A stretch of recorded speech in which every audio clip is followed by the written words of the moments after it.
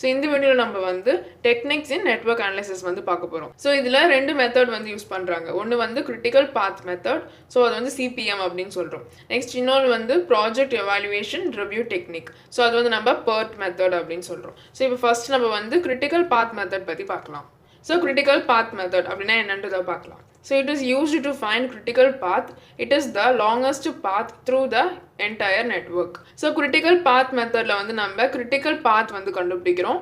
இந்த critical pathக்கு என்ன அர்த்தம் அப்படின்னா, so longest path, so அந்த network diagramலயே இருக்கிற longest path தான் வந்து நம்ம critical path அப்படின்னு சொல்றோம்.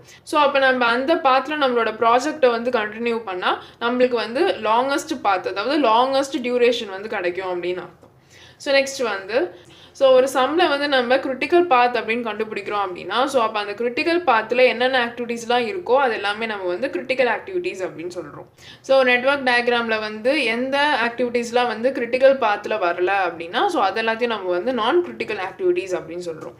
நெக்ஸ்ட் வந்து இந்த நான் கிரிட்டிக்கல் ஆக்டிவிட்டீஸ்க்கு வந்து ஸ்லாக் டைம் வந்து இருக்கும்னு சொல்கிறாங்க. ஸோ ஸ்லாக் டைம் அப்படின்றது வந்து ஒரு டைம். ஸோ அதாவது இப்போ நம்ம ஒரு ஆக்டிவிட்டியை ஸ்டார்ட் பண்ண டிலே பண்ணாலும், பட் அப்படி நம்ம டிலே பண்ணுறதுனால அந்த ப்ராஜெக்டோட ஓவரால் கம்ப்ளீஷன் டைம் வந்து அஃபெக்ட் ஆகாது அப்படின்றது தான்.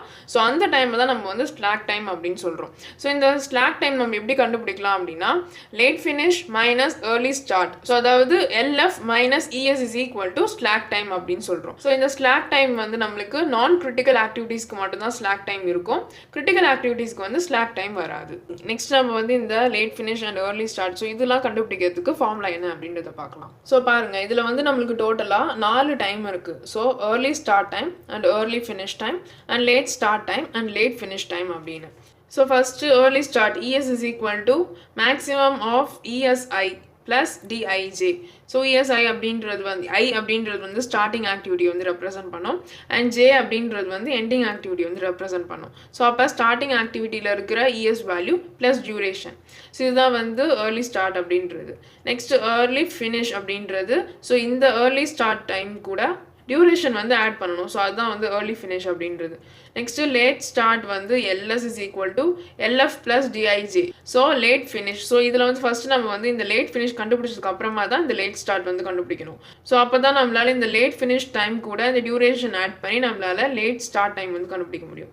ஸோ லேட் ஃபினிஷ் டைம் எப்படி கண்டுபிடிக்கணும் அப்படின்னா, minimum of LF j minus dij.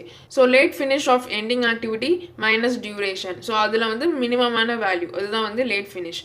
So இப்போ இது வெறும் ஃபார்முலாஸாக பார்க்கறதுக்கு வந்து உங்களுக்கு புரியாமல் இருக்கும், பட் ஆனால் சம்மில் நீங்கள் பார்க்கும்போது ஈஸியாகவே புரியும். ஸோ ஆல்ரெடி இந்த ஃபார்முலாஸ் யூஸ் பண்ணி நான் சம் வந்து சால்வ் பண்ணியிருக்கேன். ஸோ அந்த வீடியோ வந்து டிஸ்கிரிப்ஷனில் இருக்கும், பார்த்துக்கோங்க.